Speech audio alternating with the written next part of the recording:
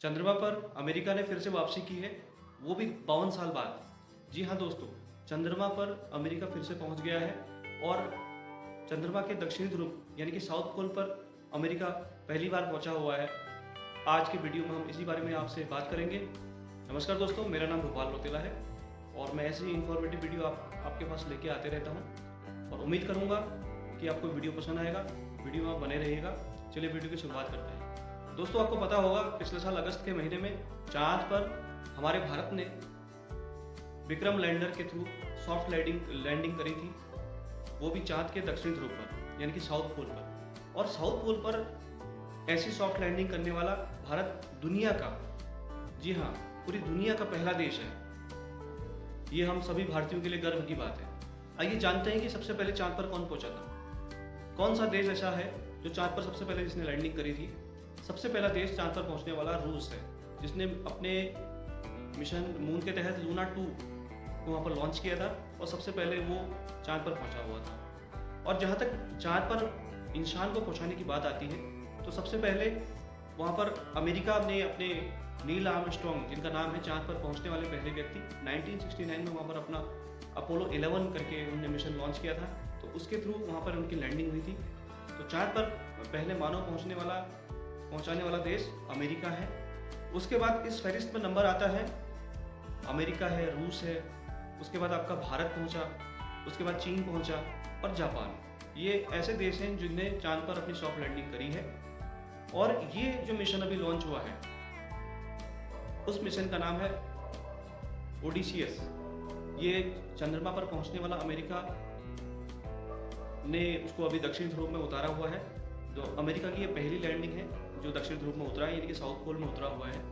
ये पहली लैंडिंग के थ्रू ओडिसियस के माध्यम से यहाँ पर उन्होंने सॉफ्ट लैंडिंग करी है। दोस्तों, अमेरिका ने जो इस बार अपना मून मिशन लॉन्च किया है, मैं आपको बताना चाहता हूँ ये मून मिशन अमेरिका के लिए बहुत खास है और पूरी दुनिया के लिए बहुत खास है अगर देखा जाए तो। इसका मेन रीज़न ये है कि अमेरिका ने ये खुद वहाँ पर जो उनकी एजेंसी है, जिस प्रकार हमारे यहाँ भारत में अपनी इसरो यहाँ पर अंतरिक्ष की एजेंसी है, उसी तरह अमेरिका के पास जो एजेंसी है उनका नाम है नासा। तो नासा ने ये खुद लॉन्च नहीं किया है दोस्तों, प्राइवेट कंपनी ने वहाँ पर लॉन्च किया है। ये पूरे वर्ल्ड में अपने आप की पहली घटना है कि वहाँ पर कोई स्पेस एजेंसी उस चीज़ को लॉन्च नहीं कर रही है मून मिशन के लिए, बल्कि एक प्राइवेट कंपनी के थ्रू उन्होंने लॉन्च करवाया है मिशन, इसलिए बहुत खास है। उस प्राइवेट कंपनी का नाम है इंट्यूटिव मशीन्स, जो कॉमर्शियल कंपनी है, प्राइवेट लिमिटेड कंपनी है। तो उसके थ्रू वहाँ पर इस बार ये मिशन लॉन्च किया ओडिसियस, जो चांद के दक्षिण ध्रुव पर उनने सॉफ्ट लैंडिंग कराई ओडिसियस की। इसमें सहयोग नासा ने भी दिया है, मगर जो लॉन्चिंग का पूरा दारोमदार था वो इस कंपनी पर था। ये मून मिशन अमेरिका ने पिछले सप्ताह ही फ्लोरिडा के केप कैनावेरा से इनने लॉन्च किया था। वहाँ पे लॉन्च स्टेशन बनाया हुआ था इनने, तो वहाँ से इस सैटेलाइट को लॉन्च किया गया। इस अमेरिका का जो मून मिशन है ओडिसियस, उसने धरती से चंद्रमा की दूरी लगभग 3,84,000 किलोमीटर की जो दूरी थी उसने तय करी। और इतनी दूरी वो तय करके वहाँ पर चंद्रमा के दक्षिणी ध्रुव पर उसने सॉफ्ट लैंडिंग करी। 1972 में 1972 में आखिरी बार चंद्रमा पर अपना मिशन लॉन्च किया था। अपोलो 17 नाम से उनका मिशन था और लगभग 52 साल के बाद उन्होंने फिर से वहाँ पर एक मिशन भेजा हुआ है। काफ़ी, यानी कि कह सकते हैं आधी सदी के बाद उन्होंने मिशन दोबारा लॉन्च किया है। जानने की कोशिश करते हैं कि चंद्रमा के अंदर जो मिशन गए हैं, हमारा चंद्रयान 3 गया था और अमेरिका का ओडिसियस गया है। इन दोनों में क्या अंतर है, क्या डिफरेंस है इन दोनों मिशनों में, इन मिशनों का काम क्या है, चंद्रयान मिशन का काम क्या रहेगा और ओडिसियस का काम क्या रहेगा, इस बारे में हम आपसे डिस्कस कर लेते हैं, इस बारे में हम चर्चा कर लेते हैं। भारत ने अपना चंद्रयान मिशन जब लॉन्च किया था पिछले वर्ष, तो उन्होंने चंद्रयान 3 नाम से लॉन्च किया था और चंद्रयान 3 में विक्रम लैंडर ने वहाँ पर सॉफ्ट लैंडिंग करी थी चांद के दक्षिणी ध्रुव पर, यानी कि साउथ पोल पर पहुँचने वाला भारत दुनिया का पहला देश था। उसके साथ साथ रशिया ने भी वहाँ पर उससे पहले लॉन्च करने की कोशिश करी थी, मगर रशिया का मून मिशन जो है फेल हो गया था और उनका सैटेलाइट लैंडिंग से पहले ही वहाँ पर उसमें विस्फोट हुआ और वो नष्ट हो गया। अब बात करते हैं अमेरिका की। जो अमेरिका का ओडिसियस मून मिशन है, जो उनका लैंडर है ओडिसियस, उसका क्या काम रहेगा और उसने क्या किया हुआ है, कहाँ पर उसने लैंड किया हुआ है, तो उस बारे में हम डिस्कस करते हैं। अमेरिका का जो ओडिसियस मिशन है, जो मून पर गया हुआ है, उसने भी दक्षिण ध्रुव में लैंडिंग करी है, यानी कि साउथ पोल में लैंडिंग करी है मून के, मगर भारत से भी नीचे उसने लैंडिंग करी है, यानी कि साउथ पोल के 80 डिग्री दक्षिण में उसने लैंडिंग करी है, साउथ में लैंडिंग करी है।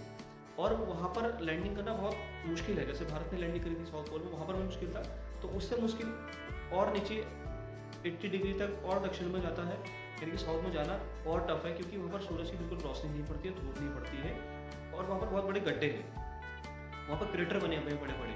तो मिशन है जो चंद्रमा पर गया है ओडिशियस, वो अपने साथ 6 वैज्ञानिक उपकरण यानी कि साइंटिफिक जो है उपकरण लेके गया है, इंस्ट्रूमेंट लेके गया है वहाँ रिसर्च करने के लिए। अमेरिका का जो मिशन है ओडिशियस, उसका क्या मेन मोटो है, यानी क्या मेन उनका उद्देश्य है, जो अमेरिका ने वहाँ पर ये सैटेलाइट भेजा हुआ है, ये उपग्रह भेजा हुआ है चंद्रमा पर उतारने के लिए, तो उनका मेन ये मोटो है कि इसको हम दक्षिण ध्रुव पर ले जाके उतारें, यानी कि चांद के जितना दक्षिण में जा सके हम जाएं, क्योंकि वहाँ पर जो मैंने बताया आपको क्रेटर है बहुत सारे, यानी कि गड्ढे हैं।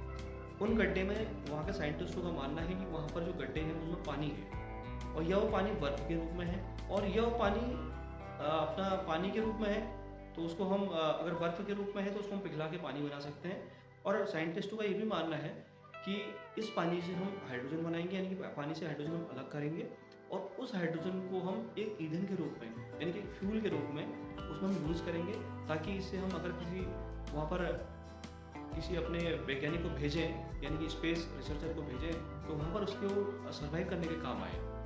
वहाँ पानी उसको मिल जाएगा, अगर बर्फ़ होगी तो उसको पिघला के वो पानी बना लेंगे, और दूसरा हाइड्रोजन मिलेगी तो वहाँ पर उससे अपना फ्यूल वगैरह बना सकते हैं, या ईंधन की आवश्यकता पूरी कर सकते हैं। तो वहाँ पर रहना जो है वो सस्टेन करना एक अच्छा मौका है उनके पास कि सस्टेन कर पाएंगे वो, अगर ये चीज़ें वहाँ पर होती हैं। तो उनका मेन उद्देश्य भी यही है कि हम चंद्रमा पर जल्द से जल्द वहाँ पर किसी आदमी को भेजें, जो आदमी केवल भेजे ही नहीं वहाँ पर, वो आदमी वहाँ पर रहे, वहाँ के क्लाइमेट को वो उसको इस्टू हो जाए, उससे यूज टू हो जाए क्लाइमेट से, यानी कि घुल मिल जाए उस क्लाइमेट से।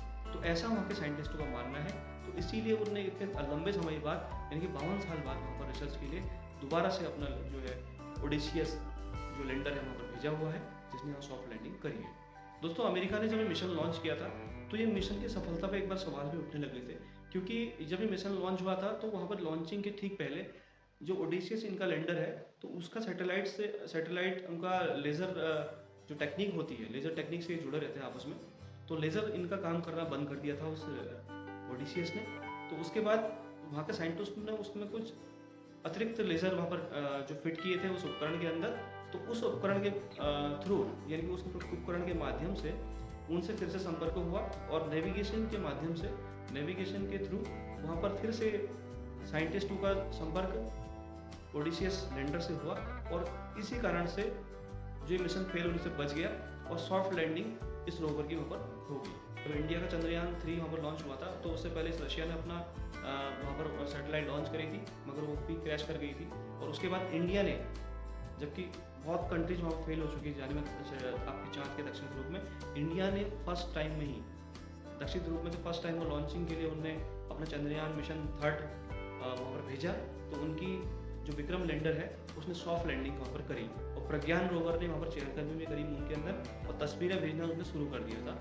दोस्तों, हमारा देश भारत भी 2040 तक अपने चंद्रयान मिशन के थ्रू अपने साइंटिस्टों को वहाँ भेजना चाहता है। तो इस ओर हमारी जो एजेंसी है इसरो, वो लगातार प्रयास कर रही है, लगातार काम कर रही है कि हम अपने साइंटिस्ट वहाँ भेजें, अंतरिक्ष यात्री को हम चंद्रमा में लैंड कराएं।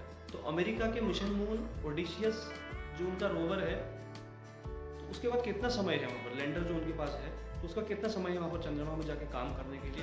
अगर हम चंद्रमा के हिसाब से बात करें तो केवल इसके पास 7 दिन बचे हुए काम करने के लिए। चंद्रमा का 1 दिन और इस धरती का 14 दिन बराबर होते हैं। ओडिशियस को वहाँ पर काम करने के लिए अगर देखा जाए, अगर हम पृथ्वी के हिसाब से बात करें, अर्थ के हिसाब से बात करें, और चंद्रमा के वहाँ पर दिन की बात करें, तो लगभग पृथ्वी के हिसाब से उसको 98 दिन वहाँ पर काम करने के लिए, 98 डेज काम करने के लिए मिल जाएंगे। और इस बीच वो अपने वहाँ का डाटा लेकर, वहाँ का रिसर्च करके, उनका जो वहाँ पर लैंडर है ओडिशियस वहाँ चेहरकदमी करेगा, और उसके बाद वहाँ पर डाटा जो है उस उनके पास स्पेस स्टेशन में भेजता रहेगा, और इस डाटा को वो लोग अपना स्टडी के लिए यूज़ कर सकते हैं। दोस्तों, उम्मीद करता हूँ वीडियो आपको इन्फॉर्मेटिव लगा होगा। अगर इन्फॉर्मेटिव लगा होगा तो एक लाइक कर दीजिएगा। अगर चैनल पर आप नए हैं तो ऐसी जानकारी लेने के लिए बार बार आप मेरे चैनल को सब्सक्राइब कर सकते हैं। करता हूँ आपको वीडियो बहुत पसंद आया होगा। अगर पसंद आया होगा तो एक लाइक कर दीजिए। अगर कमेंट सेक्शन में कुछ लिखना चाहते हैं इस वीडियो के रिगार्डिंग तो आप लिख सकते हैं। और मेरे वीडियो पर बने रहने के लिए बहुत बहुत धन्यवाद आपका। तो ऐसी इन्फॉर्मेटिव वीडियो के लिए आप मेरे चैनल को सब्सक्राइब भी कर सकते हैं। तो आज की वीडियो में इतना ही। नमस्कार, वंदे मातरम।